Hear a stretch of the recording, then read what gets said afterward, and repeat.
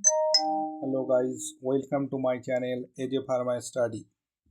আজকে আমরা ফার্মাসিউটিক্যাল কেমিস্ট্রির যে অ্যানাস্থেটিক্স চ্যাপ্টার আছে, তো সেখানে একটা ড্রাগ পাবো, তার নাম হচ্ছে প্রোপোফল। তার আয়োপ্যাক নেম, তার কেমিক্যাল নেম, তার স্ট্রাকচার, ইউজ, ব্র্যান্ড নেম, তার স্টোরেজ কন্ডিশন এবং তার ইউজেস কিভাবে করব, তো সমস্ত কিছুর ডিটেলস আজকে এখানে আমরা আলোচনা করব। তো প্রথমেই দেখব যে প্রোপোফল। তো ডান দিকে আমরা কেমিক্যাল স্ট্রাকচারটা যদি একবার ফলো করি, দেখো এখানে সম্পূর্ণ ফুল স্ট্রাকচার দেওয়া আছে। একটা বেঞ্জিন রিং আছে, তার সাথে OH। এবার বেঞ্জিন রিংয়ের সঙ্গে যখন OH যুক্ত থাকে, তো সেটাকে আমরা বলি কি, ফেনল বলি। এবার যদি আমরা নাম্বারিং করি, দেখো 1 2 করে 4 5 6 6টা কার্বন আছে এবং 2 নম্বর কার্বনের সঙ্গে আইসোপ্রোপাইল গ্রুপ অ্যাটাচ আছে, আর 6 নম্বর কার্বনে দেখো একটা আইসোপ্রোপাইল গ্রুপ অ্যাটাচ আছে। তাহলে এর নাম হবে 2 আর 6 নম্বর পজিশনে, যেহেতু আইসোপ্রোপাইল গ্রুপ আছে দুটো, তো সেই জন্য আমরা বলবো 2,6 ডাই, দুটো আছে সেজন্য ডাই আইসোপ্রোপাইল। আর বেঞ্জিনের স্ট্রাকচার নর্মাল, তার সাথে যদি ওইচ থাকে তো সেটাকে আমরা বলি ফেনল। তাহলে এর পুরো নমেনক্লেচারটা এরকম হবে যে 2,6 ডাই আইসোপ্রোপাইল ফেনল। তো এটাই হচ্ছে প্রোপোফলের আইউপ্যাক নেম কেমিক্যাল স্ট্রাকচার অনুযায়ী।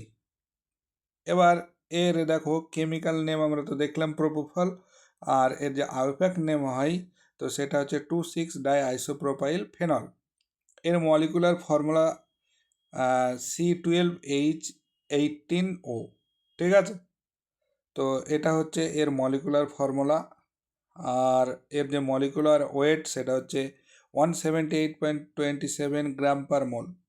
এবং এর টাইপস হচ্ছে একটা জেনারেল অ্যানাস্থেটিক্স, এবং এটা একটা শর্ট অ্যাক্টিং ইন্ট্রাভেনাস আমরা দিই, যেহেতু আইভি রুটে, তো সেই জন্য শর্ট অ্যাক্টিং ইন্ট্রাভেনাস অ্যানাস্থেটিক রূপে ইউজ করে থাকি।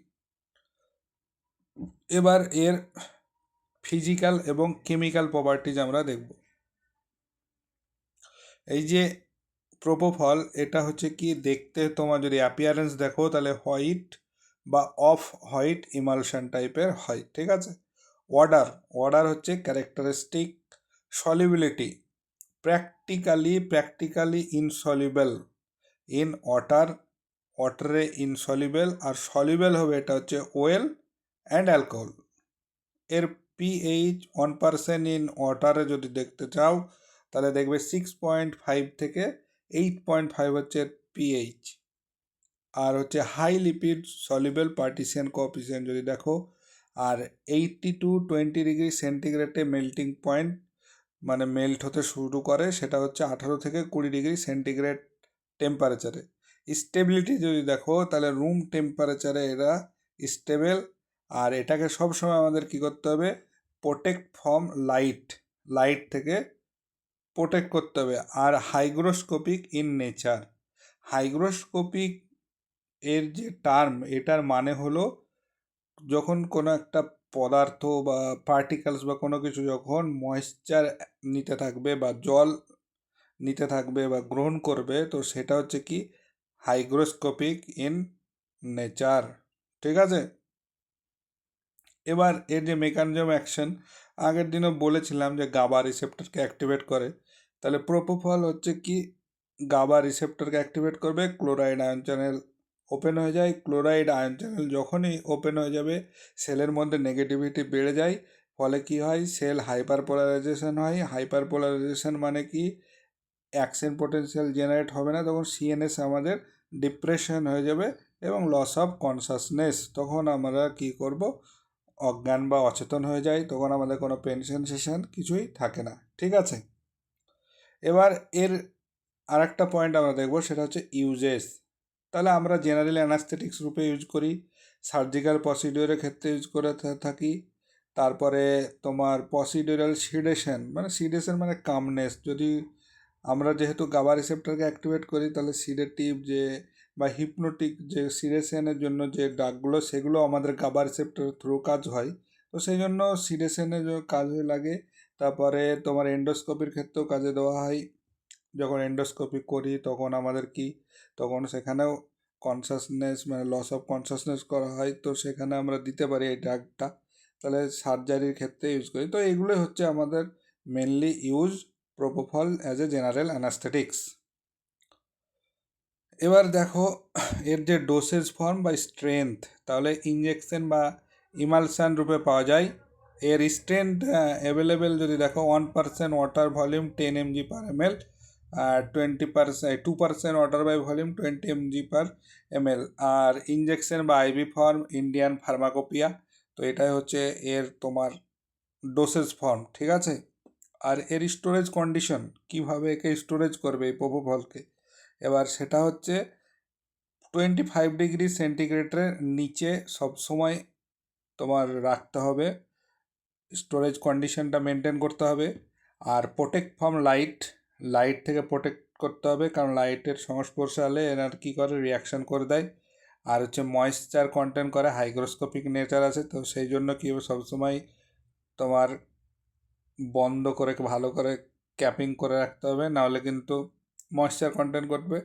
আর টাইট ক্লোজ কন্টেনারে একে স্টোর করতে হবে, ঠিক আছে। আর আরেকটা main, keep out of reach of children, বাচ্চাদের কাছ থেকে সবসময় দূরে রাখবে। এবার এর কিছু পপুলার ব্র্যান্ডস যেগুলো আমরা বাজারে পেয়ে থাকি, তো সেটা যদি দেখো সেখানে প্রোপোফল, লিপিউরো, প্রোপোফল, তারপরে ফ্রেসিনিয়াস কেবির যে একটা থাকে, তো ডিফ্রিভ্যান, তো এগুলো হচ্ছে ব্র্যান্ড নেম যেগুলো মার্কেটে আমরা পেয়ে থাকি। আর এটা র্যাপিড অনসেট অ্যাকশন দেবে আর র্যাপিড রিকভারি হবে, ঠিক আছে। এবার এর কিছু যদি দেখো অ্যাডভার্স ইফেক্ট দেখা যায়, সেক্ষেত্রে কিছু অ্যাডভার্স ইফেক্ট দেখতে পারে, hypotension, respiratory depression, bradycardia, pain on injection হতে পারে, নোসিয়া, ভমিটিংস, অ্যালার্জি ক্রিয়েশন, তো এগুলো হচ্ছে অ্যাডভার্স ইফেক্ট। আর কন্ট্রা ইন্ডিকেশন হচ্ছে হাইপার সেন্সিটিভিটি টু প্রোপোফল, আর সেভার রেসপিরেটরি ডিপ্রেশনের ক্ষেত্রে দেওয়া যাবে না, সেভার হাইপোটেনশন, এগুলো হচ্ছে কন্ট্রা ইন্ডিকেশান, এইসব কেসেসে দিতে পারবো না আমরা, ঠিক আছে।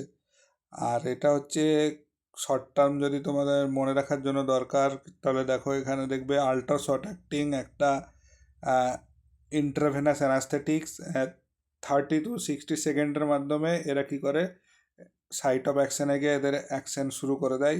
শর্ট ডিউরেশান 3 থেকে কিন্তু 10 মিনিট থাকবে, তারপর আবার রিকভারি হয়ে যাবে। কোনো no analgesic property, antiemetic property দেখতে পারো। তো এইগুলোই হচ্ছে আজকের এই প্রোপোফল সম্বন্ধে সম্পূর্ণ একটা ধারণা, কনসেপ্ট। তাহলে ফার্মাসিউটিক্যাল কেমিস্ট্রির অ্যানাস্থেটিক চ্যাপ্টার, প্রোপোফলের আইপ্যাক নেম, কেমিক্যাল নেম, তার physical chemical properties, storage condition, popular brand name, তার মেকানিজম অ্যাকশান কীভাবে কাজ করে, ইউজেস, তো সমস্ত কিছু আমরা এখানে জানতে পারলাম। তো আজকের জন্য এইটুকুই। চ্যানেলটা ভালো লাগলে তোমরা শেয়ার করো, আর তোমরা বেশি বেশি করে আমার চ্যানেলটাকে তোমার বন্ধুদের মধ্যে শেয়ার করো। আজকের জন্য এইটুকুই, থ্যাংক ইউ।